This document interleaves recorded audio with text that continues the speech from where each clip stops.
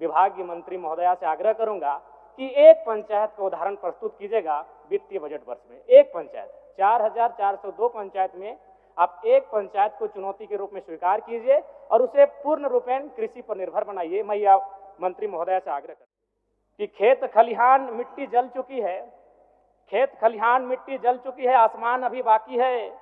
समय समय पर किसानों के लिए योजना लाते रहिएगा। किसी का घर गिरवी है, किसी का लगान अभी बाकी। वास्तव में इस राष्ट्र को, इस राज्य को अगर उन्नत बनाना है तो कृषि को आपको उन्नत बनाना ही होगा। बिना कृषि का आप इस राज्य को, इस राष्ट्र को उन्नत नहीं बना सकते। अध्यक्ष महोदय। जयराम जी, जयराम जी। धन्यवाद अध्यक्ष महोदय। आपके ठीक पीछे महात्मा गांधी की तस्वीर है और माफ कीजिएगा हुजूर, आप लगते हैं महात्मा गांधी के छोटे भाई, आप भी लगते हैं। आपकी कद काठी, आपका वेशभूषा, आपकी सारी बनावट एकदम बापू गांधी की तरह लगती है। वैसा तुलना उचित नहीं है जयराम जी। गांधी जी का एक कथन था, पिता थे, हम लोग साधारण आदमी हैं। चलिए, गांधी साहब कम नहीं है और आपसे पाददेश पर बैठने का मौका मिला, ये हम लोग के लिए काफी है। चलिए, गांधी जी का एक कथन था, भारत की आत्मा बसती है गांवों में, गांवों की आत्मा बसती है किसानों में और किसानों की आत्मा बसती है खेत खलिहानों में। महोदय, कृषि पशुपालन सहकारिता के मद में 4587 करोड़ का जो बजट निसंदेह सराहनीय है। सरकार के दावे मजबूत हैं और बजट भी लाजवाब है, लेकिन सच्चाई भी यही है अध्यक्ष महोदय कि झारखंड राज्य में 4402 पंचायत हैं। एक भी पंचायत पूर्ण रूपेण कृषि पर निर्भर नहीं है। मैं आपके माध्यम से विभागीय मंत्री महोदया से आग्रह करूंगा कि एक पंचायत का उदाहरण प्रस्तुत कीजिएगा वित्तीय बजट वर्ष में। एक पंचायत 4402 पंचायत में आप एक पंचायत को चुनौती के रूप में स्वीकार कीजिए और उसे पूर्ण रूपेण कृषि पर निर्भर बनाइए। मैं यह मंत्री महोदया से आग्रह करता हूं। अध्यक्ष महोदय, निसंदेह आज इस राज्य की समस्या बेरोजगारी है, आज इस राज्य की समस्या पलायन प्रवास है और इन सारी समस्याओं का निदान है कृषि। यदि हम कृषि को उन्नत करने में सक्षम रहते हैं अध्यक्ष महोदय, तो निसंदेह इन सारी समस्याओं का समाधान होगा और वो तभी सक्षम होगा क्योंकि इस देश के पूर्व प्रधानमंत्री राजीव गांधी कहते थे कि दिल्ली से भेजा हुआ 1 रुपए गांव आते आते 10 पैसे बचता था।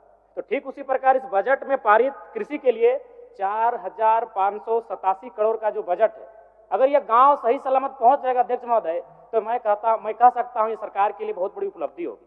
अध्यक्ष महोदय, धान की खरीदारी तय समय अवधि में सीधे सरकार तय एमएसपी के साथ करना सुनिश्चित करे। सभी लैम्स और पैक्स इसके खरीदारी में जानबूझकर देरी करते हैं। देरी करने के कारण क्या होता है कि किसान मजबूरन अपना जो धान है वो बिचौलियों को उन्हें बेचना पड़ता है। ये गांव की सच्चाई है अध्यक्ष महोदय। इसलिए यदि सही समय पर धान को खरीदा जाए और धान का न्यूनतम दर निर्धारित किया जाए जो कि बाजार, तो हमें लगता है कि किसानों को आत्मनिर्भर होने का एक अवसर मिलेगा अध्यक्ष महोदय। अध्यक्ष महोदय, 30 मीट्रिक टन क्षमता वाले 107 कोल्ड स्टोरेज का निर्माण झारखंड में हुआ है, लेकिन इसका संचालन ठीक से नहीं हो पा रहा है। इसका मुख्य कारण है बिजली कनेक्शन में। झारखंड के जो पैक्स हैं वो सक्षम नहीं है और मेरे हिसाब से यंत्र का जो बोझ होगा वो किसानों पर अतिरिक्त होगा। इसीलिए मैं विभागीय मंत्री महोदय से आग्रह करूंगा कि इसे सोलर में कन्वर्ट करने का प्रयास किया जाए। दूसरी बात अध्यक्ष महोदय, झारखंड में बड़े स्तर पर आईसीडीपी के माध्यम से गोदाम निर्माण किया जा रहा है जिसका क्वालिटी बिल्कुल निम्न स्तर का है और पैक्स अध्यक्ष को गोदाम एस्टीमेट दिए बिना कॉन्ट्रैक्टर मनमाने ढंग से कार्य कर रहा है। और जानकारी के लिए आईसीडीपी सेंट्रल गवर्नमेंट द्वारा 1 अप्रैल 2021 को बंद कर दिया गया है, तो फिर ये झारखंड में काम कैसे कर रहा है अध्यक्ष महोदय, इसकी जानकारी को स्पष्ट करेंगे। अध्यक्ष महोदय, झारखंड माटी के लाल पद्म श्री सिमोन ओरांव जी, जिन्होंने छोटी छोटी नहरों को मिलाकर 3 बांध बनाए थे, आज इन्हीं बांधों से करीब 5000 फीट लंबी नहर निकालकर खेतों तक पानी पहुंचाया जा रहा है। बिना आर्थिक संसाधन के, बिना सरकारी सहायता के एक गांव का आम व्यक्ति अपनी इच्छा शक्ति से वह करके दिखला सकता है जो सरकार करने में सक्षम है। तो आवश्यकता है सरकार को अपनी इच्छा शक्ति को मजबूत करने की। अध्यक्ष महोदय, एक और जहां टोमेटो के सॉस बेचकर लोग अरबपति करोड़पति बन रहे हैं, और एक और हमारे किसान मूल्य ठीक ठाक नहीं मिल पाने के कारण उन्हीं टमाटर को सड़कों में फेंक रहे हैं अध्यक्ष महोदय। इसलिए अगर वास्तव में इस राष्ट्र को, इस राज्य को अगर उन्नत बनाना है तो कृषि को आपको उन्नत बनाना ही होगा। बिना कृषि का आप इस राज्य को, इस राष्ट्र को उन्नत नहीं बना सकते अध्यक्ष महोदय। अध्यक्ष महोदय, जब किसान चाहे आलू रहे या टमाटर रहे उचित मूल्य नहीं मिल पाता है तो कहीं ना कहीं उसका भारी मात्रा में नुकसान हो जाता है। आज 118 गोदामों के निर्माण के लिए 259 करोड़ 52 लाख रुपए को उपबंध किया गया है अध्यक्ष महोदय, लेकिन कोल्ड स्टोरेज का निर्माण को छोड़ दिया गया है। साथ ही खाद्य प्रसंस्करण से खाद्य पदार्थों का संरक्षण, किसानों का उत्पाद उचित मूल्य पर कैसे मिल पाएगा, ये बहुत ही महत्वपूर्ण विषय है अध्यक्ष महोदय। अध्यक्ष महोदय,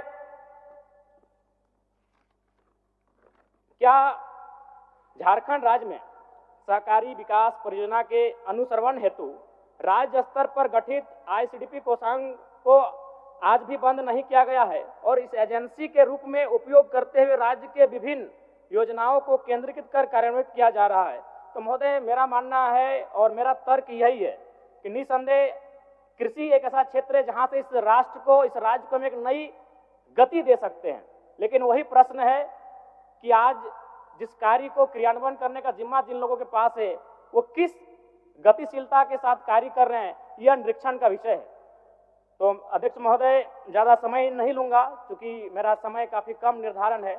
मैं पुनः आपसे यही आग्रह करूंगा आपके माध्यम से कि आज आवश्यकता है, सरकार ने जिस विशाल बजट को पारित किया है वो बजट धरातल पर कैसे जाए, उसका क्रियान्वयन कैसे हो, इस पर सरकार को अपना ध्यान केंद्रित करने की आवश्यकता है अध्यक्ष महोदय। और साथ ही साथ मिलेट का विशेष प्रचार प्रसार होना चाहिए।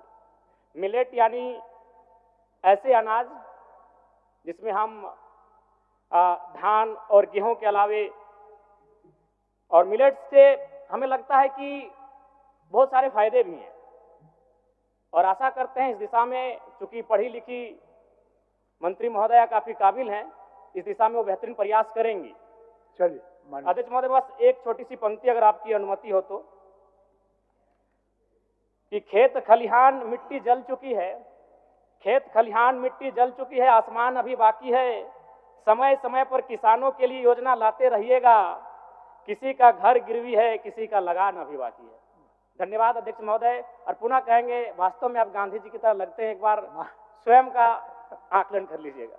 माननीय सुदीप पुड़िया जी, अब अंतिम वक्ता के रूप में आप हैं सुदीप जी। चलिए, सरकार का